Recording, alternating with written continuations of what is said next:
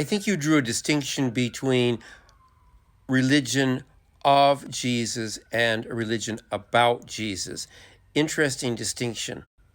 I have seen people from non-Christian faith backgrounds who came in with a fresh set of eyes when they were reading the biblical narratives in the Gospels, and they were able to pull out from those Gospels incredible insights that you would rarely hear in a Christian church.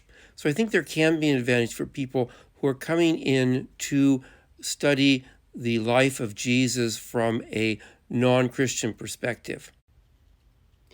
People of faith tend to want to protect what they believe because it works for them emotionally, spiritually, so on. So I think there's a real commitment to the faith and to protecting it.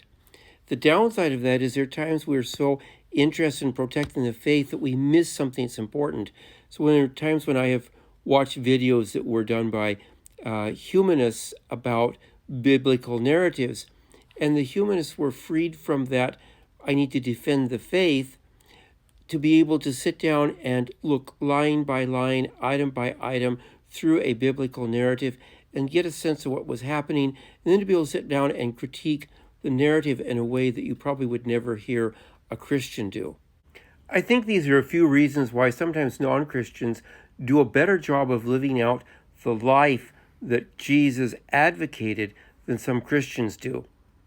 The times when I've seen people struggling more to live out a Christian life is when they were going through the deepest and darkest and most challenging parts of deconstructing their faith.